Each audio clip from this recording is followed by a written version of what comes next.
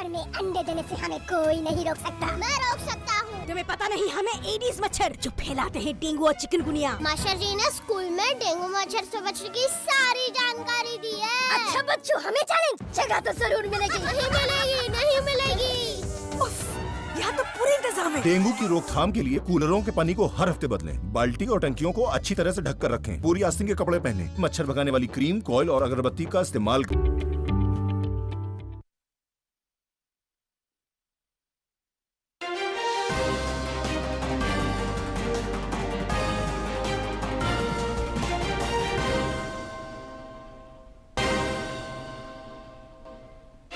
दो देशों की सफल यात्रा संपन्न कर प्रधानमंत्री नरेंद्र मोदी स्वदेश लौटे। नई दिल्ली आज अर्थशास्त्रियों के साथ करेंगे बैठक। बजट पूर्व संवाद। 23 जुलाई को संसद में पेश होगा आम बजट। भारत निर्वाचन आयोग की टीम पतरातू में जिला निर्वाचन पदाधिकारियों के साथ कर रही है बैठक। विधानसभा चुनाव की तैयारियों और मतदाता सूची पुनरीक्षण पर हो रही चर्चा। ग्रामीण विकास मंत्री इरफान अंसारी ने अपने विभाग की योजनाओं की समीक्षा की। बेहतर क्रियान्वयन पर दिया बल। कहा ससमय मिले लोगों को योजनाओं का लाभ।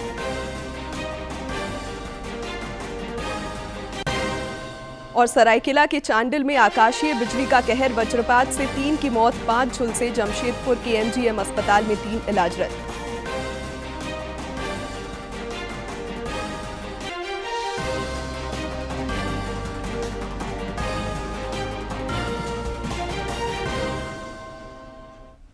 नमस्कार, खबरें झारखंड में आपका स्वागत है। मैं हूं शिवानी कुमारी और अब समाचार विस्तार से। प्रधानमंत्री नरेंद्र मोदी रूस और ऑस्ट्रिया की सफल यात्रा संपन्न कर स्वदेश लौट आए हैं। उन्होंने वियना में भारतीय समुदाय से मुलाकात और संवाद भी किया। इस दौरान प्रधानमंत्री ने अपने संबोधन में कहा कि भारत और ऑस्ट्रिया 2 अलग-अलग छोर पर हैं, लेकिन इन दोनों के बीच अनेक समानताएं हैं। डेमोक्रेसी दोनों देशों को जोड़ती है।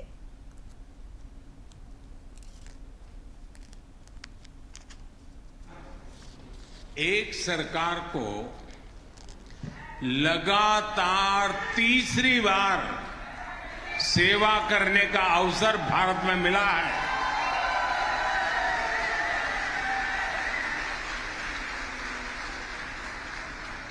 हमने तो दुनिया में पोस्ट कोविड एरा में चारों तरफ पॉलिटिकल इंस्टेबिलिटी देखी है। ज्यादातर देशों में सरकारों के लिए सरवाइव करना आसान नहीं रहा। दोबारा चुनकर आना तो एक प्रकार से बहुत बड़ा चैलेंज रहा है। ऐसी स्थिति में भारत की जनता ने मुझ पर, मेरी पार्टी पर, एनडीए पर भरोसा किया। प्रधानमंत्री नरेंद्र मोदी ने ऑस्ट्रिया यात्रा को उपयोगी और ऐतिहासिक बताया है। उन्होंने एक सोशल मीडिया पोस्ट में कहा कि इस यात्रा से दोनों देशों के बीच जोश जुड़ा है।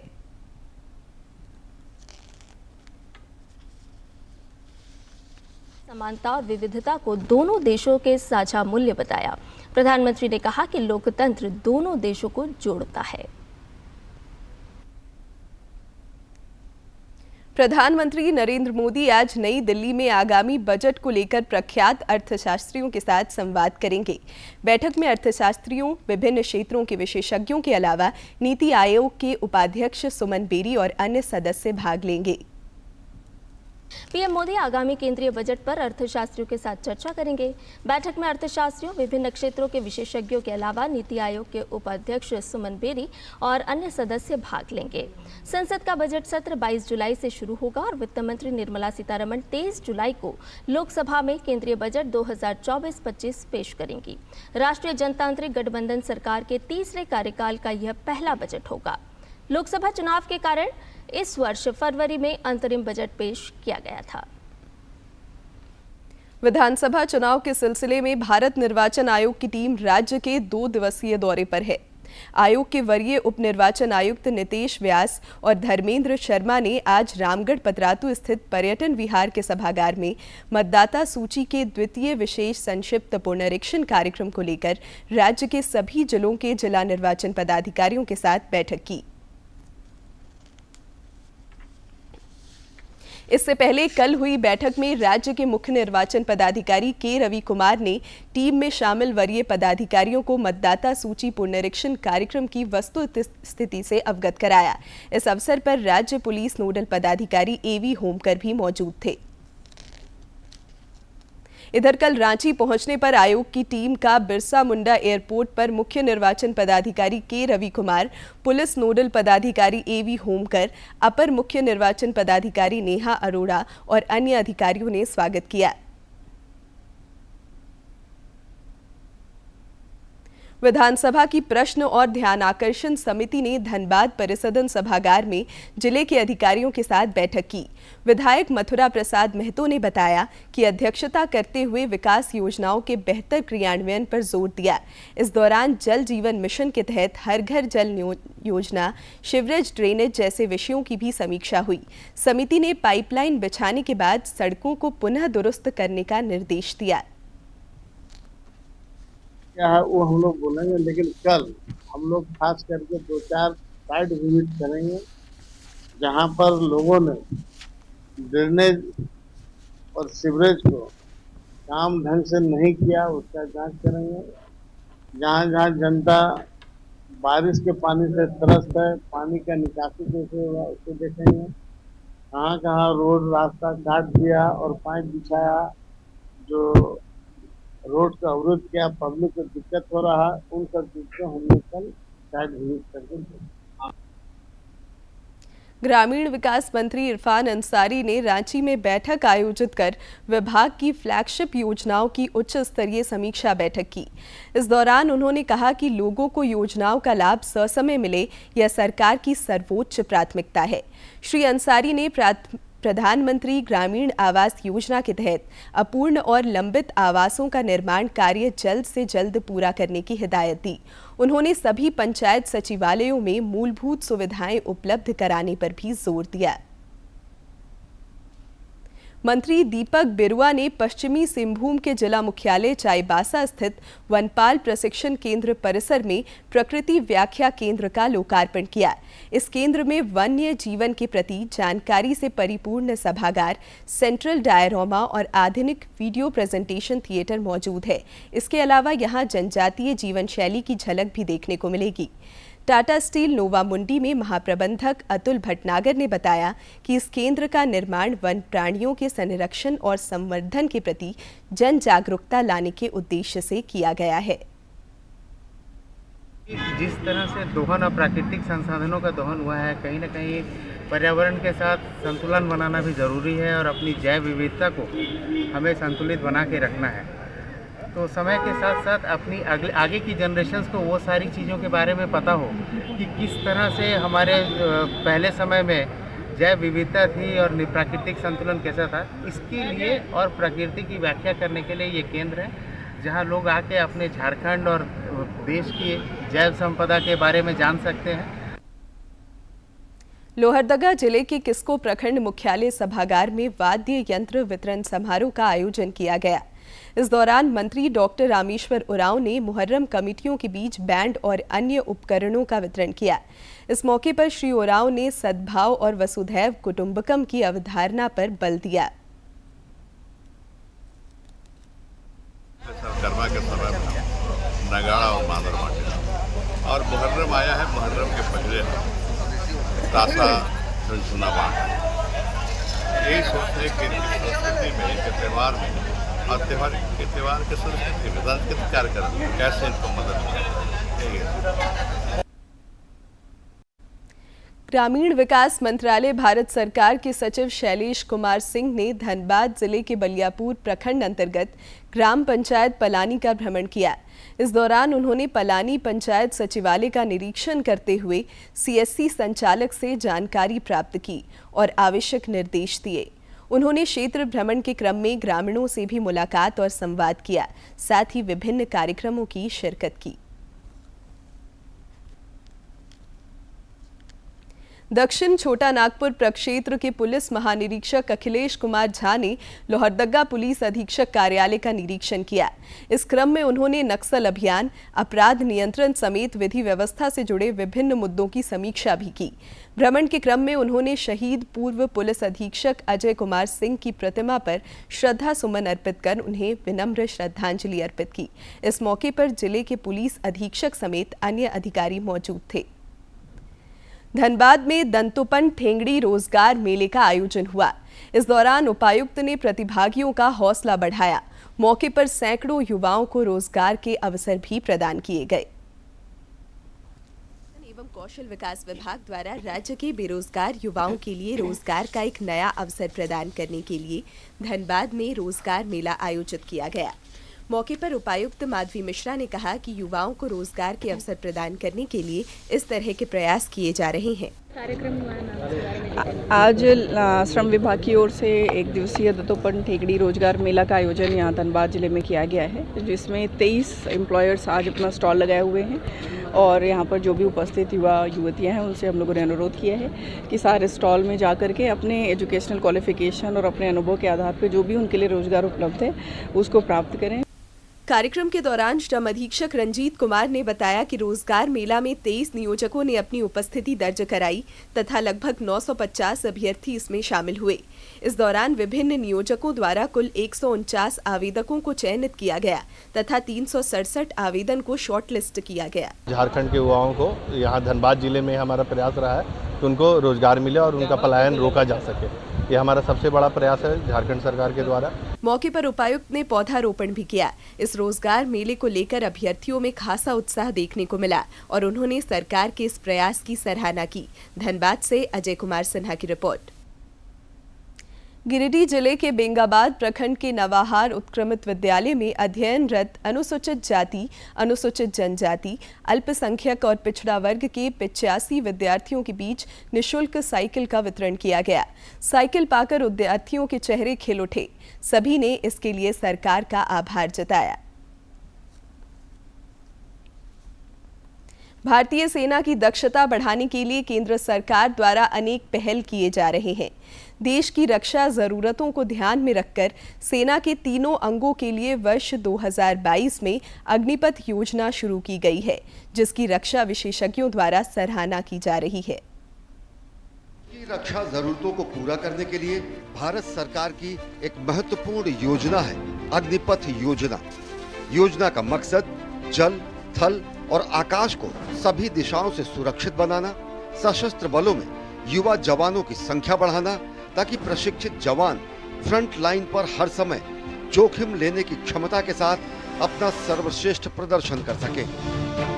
हम एक ऐसे युग में जी रहे हैं जहां युद्ध की प्रकृति व्यापक रूप से बदल गई है और तेजी से बहुआयामी हो रही है।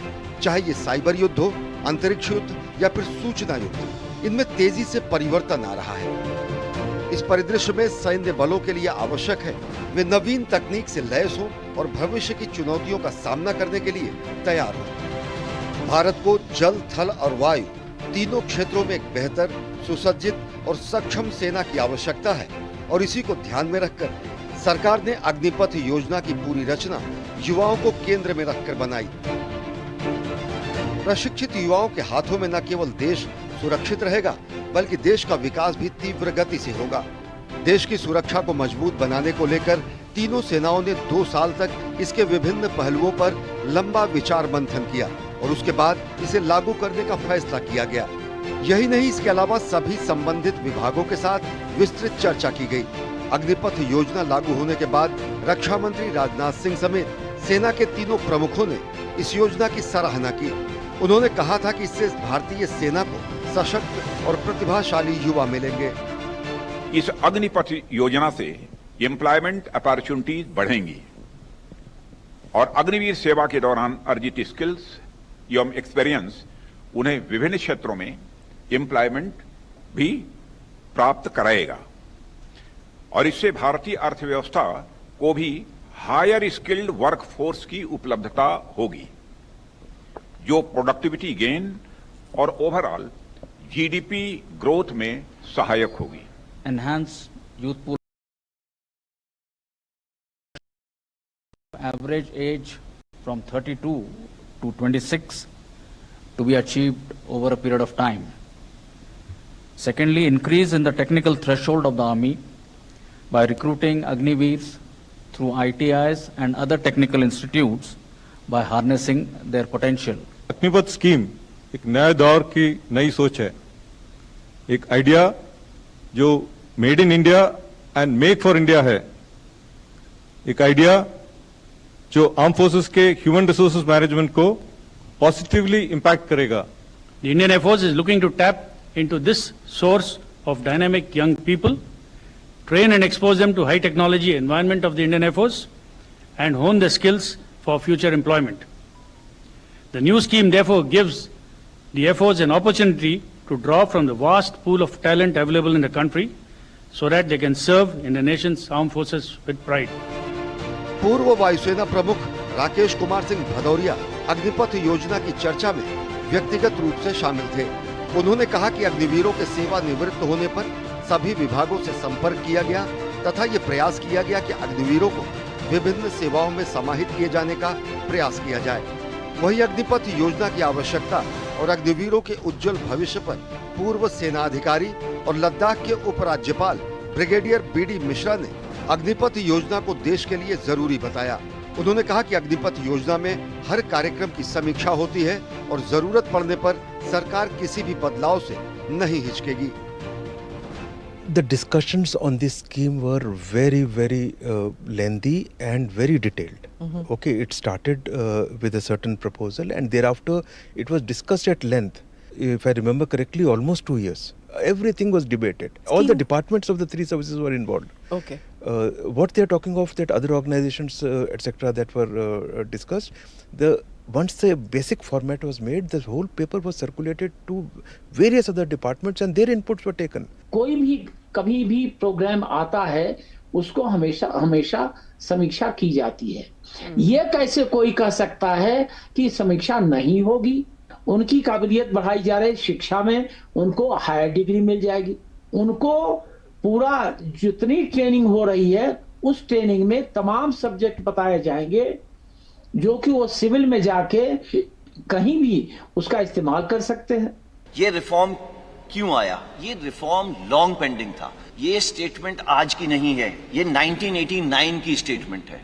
1989 में ये काम शुरू हुआ था. हमारी तमन्ना थी कि ये काम शुरू हो, बट उसकी और भी कई सारी पहलू थे. वो चाहता था कि ऑफिसर की एज कम हो, कमांडिंग ऑफिसर की एज कम हो, टीथ टू टेल रेशियो कम हो. तो एक एक करके ये काम शुरू करा गया. तकरीबन सारे देश हमने स्टडी करे, सब देशों के अंदर देखा गया उम्र 26, 27, 28. नंबर 2, भर्ती होने के तरीके कितने किस्म के हैं? कम से कम 3 से 4 तरीके हैं भर्ती होने के लिए. एंड सब के अंदर जब वो बाहर निकलना चाहते हैं वो जा सकते हैं. 14 जून 2022 को केंद्र सरकार ने सेना की तीनों शाखाओं थल सेना, नौसेना और वायुसेना में युवाओं की बड़ी संख्या में भर्ती के लिए अग्निपथ योजना की शुरुआत की. अग्निपथ योजना के तहत अग्निवीर न्यूनतम 17 साल की उम्र से अगले 4 साल तक देश की सेवा कर सकेंगे. 4 साल के बाद इनमें से 25% अग्निवीरों को सेना में नियमित सेवा का अवसर प्रदान किया जाएगा. बाकियों को सरकारी और निजी क्षेत्र में प्राथमिकता दी जाएगी. 4 साल की सेवा में युवाओं को पहले साल 4.76 लाख का वेतन पैकेज दिया जाएगा. ये पैकेज 4 साल की अवधि में बढ़कर 6.92 लाख हो जाएगा. 4 साल की सेवा के बाद अग्निवीरों को कर मुक्त 11.7 लाख रुपए की सेवा निधि प्रदान की जाएगी. देश सेवा के दौरान शहीद होने वाले अग्निवीरों के परिवारों को सेवा निधि के अलावा 1 करोड़ से ज्यादा की राशि देने का प्रावधान है. इसके अलावा बाकी सेवा के वेतन का भी भुगतान किया जाएगा. डिसेबल होने की स्थिति में 44 लाख रुपए की राशि और शेष वेतन दिया जाएगा. Bureau report, DD news. और अब देखते हैं फटाफट अंदाज में जिलों की खबरें.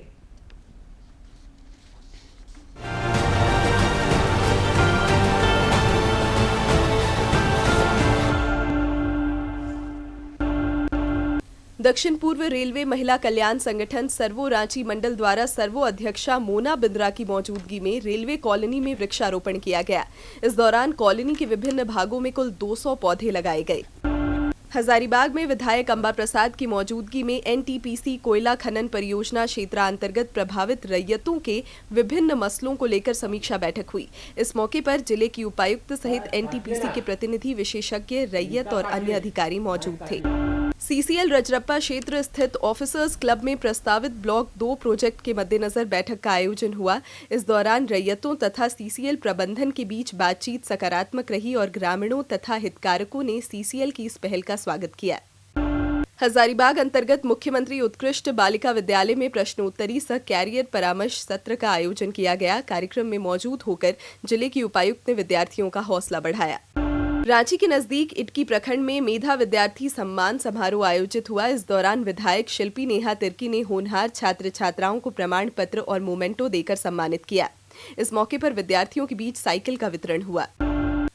पलामू जिला अंतर्गत हुसैनाबाद और नवा जयपुर थाना में मुहर्रम को लेकर शांति समिति की बैठक हुई। इस दौरान सबों से शांतिपूर्वक पर्व मनाने की अपील की गई। साहिबगंज उपायुक्त की अध्यक्षता में बाल वात्सल्य के तहत त्रैमासिक समीक्षात्मक बैठक हुई। इस दौरान उपायुक्त ने बाल श्रम, बाल विवाह और मानव तस्करी के शिकार बच्चों को प्राथमिकता के आधार पर सरकारी योजनाओं से जोड़ने का निर्देश दिया।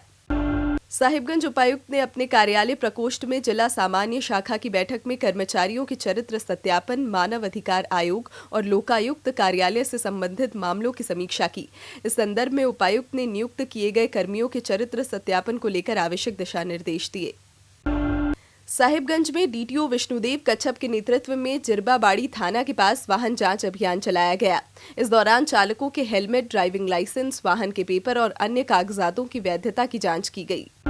गिरिडीह जिला के पीटाट प्रखंड में राष्ट्रीय खाद्य सुरक्षा मिशन योजना के तहत कृषकों के बीच 100% अनुदानित दर पर मक्का के बीज का वितरण किया गया। इस मौके पर प्रखंड विकास पदाधिकारी और प्रखंड तकनीकी प्रबंधक भी उपस्थित थे। गुमला उपायुक्त ने शिक्षा विभाग की समीक्षात्मक बैठक में ई विद्या वाहिनी में 100% शिक्षकों और विद्यार्थियों की उपस्थिति दर्ज करने की हिदायत दी। इसके अलावा उन्होंने विद्यार्थियों के बीच पुस्तकों के वितरण, कस्तूरबा गांधी विद्यालयों में रिक्तियों पर नामांकन करवाने जैसे विषयों पर भी आवश्यक निर्देश दिए। पूर्वी सिंहभूम के विभिन्न क्षेत्रों में डेंगू, मलेरिया की रोकथाम के लिए व्यापक स्तर पर फॉगिंग, एंटी लार्वा तथा ब्लीचिंग पाउडर का छिड़काव किया गया। उपायुक्त के निर्देश पर जिले में मच्छर रोधी रसायनों का छिड़काव करने के लिए कर्मियों की प्रतिनियुक्ति की गई है। स्वास्थ्य विभाग को भी अलर्ट मोड पर रखा गया है।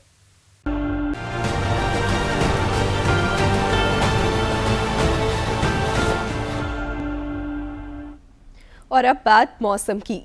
राज्य में आज और कई इलाकों में भारी बारिश का पूर्वानुमान है। इस अवधि में आंधी और वज्रपात की भी आशंका जताई जा रही है। वैसे पिछले 36 घंटे के दौरान मॉनसून कमजोर रहा। मौसम विभाग से प्राप्त आंकड़ों के अनुसार 1 जून से 10 जुलाई तक राज्य में औसतन 53% कम बारिश हुई है। सरायकेला के चांडिल अंतर्गत चिलगू भादुडीह के पास कल शाम बारिश के दौरान वज्रपात से 3 लोगों की मौत हो गई। लोगों को जमशेदपुर के एमजीएम अस्पताल में भर्ती कराया गया है। बाकी 2 को स्थानीय नर्सिंग होम में इलाज के बाद छोड़ दिया गया। मरने वालों में मां एवं बेटा तथा एक अन्य व्यक्ति शामिल है। वहीं घायलों में 2 सब्जी विक्रेता हैं। घटने के बारे में बताया जा रहा है कि ये लोग पशुओं को चराने गए थे। देर शाम बारिश शुरू हो गई। चिलगू के भादुडीह में बाजार लगा हुआ था जिसमें तिरपाल लगाकर लोग सब्जी बेच रहे थे। पानी से बचने के लिए सभी लोग वहां जाकर छुप गए। इसी बीच वहां आकाशीय बिजली गिरी जिससे ये हादसा हुआ। बारिश से बचने के लिए रुका था। कोई पेड़ पौधा नहीं है मैदान में।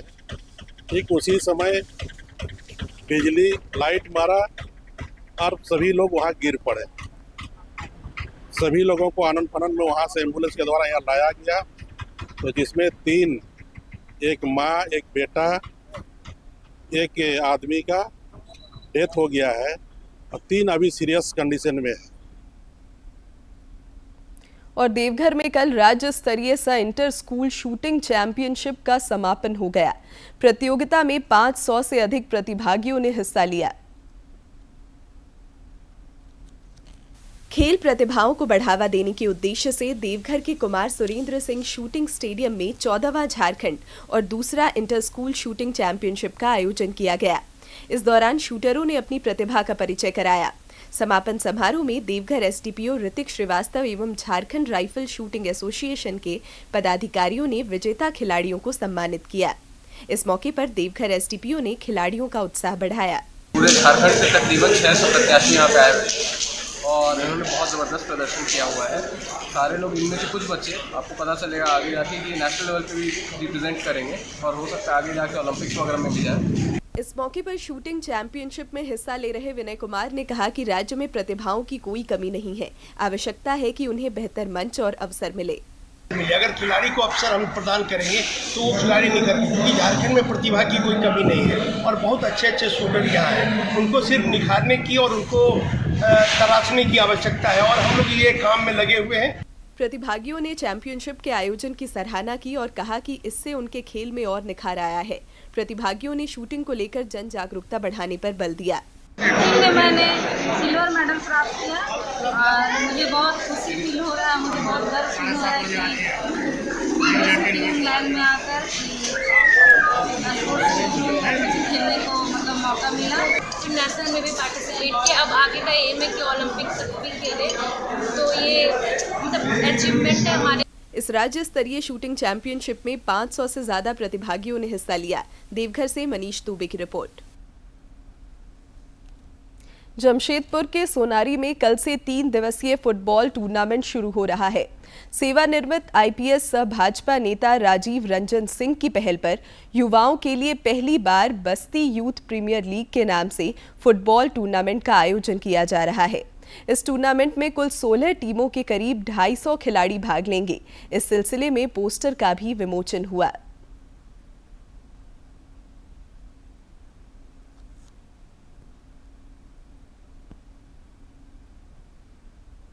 ये आयोजन का उद्देश्य बेसिकली ये है कि बस्ती के युवाओं को खेल से जोड़ा जाए, बस्ती के युवाओं में जो नशा की प्रवृत्ति इधर डेवलप हो रही है उसको रोका जाए और बस्ती के युवा मुख्य धारा में आए। और अगर खेल एक ऐसा चीज है कि स्वस्थ जीवन के लिए बस्ती के युवाओं में बहुत जरूरी है कि खेल का संचार किया जाए। और अंत में मुख्य समाचार एक बार फिर। 2 देशों की सफल यात्रा संपन्न कर प्रधानमंत्री नरेंद्र मोदी स्वदेश लौटे। नई दिल्ली आज अर्थशास्त्रियों के साथ करेंगे बजट पूर्व संवाद। 23 जुलाई को संसद में पेश होगा आम बजट। भारत निर्वाचन आयोग की टीम पतरातू में जिला निर्वाचन पदाधिकारियों के साथ कर रही है बैठक। विधानसभा चुनाव की तैयारियों और मतदाता सूची पुनरीक्षण पर हो रही चर्चा। ग्रामीण विकास मंत्री इरफान अंसारी ने अपने विभाग की योजनाओं की समीक्षा की। बेहतर क्रियान्वयन पर दिया बल, कहा ससमय मिले लोगों को योजनाओं का लाभ। और सरायकेला के चांडिल में आकाशीय बिजली का कहर, वज्रपात से 3 की मौत, 5 झुलसे। जमशेदपुर के एमजीएम अस्पताल में 3 इलाजरत।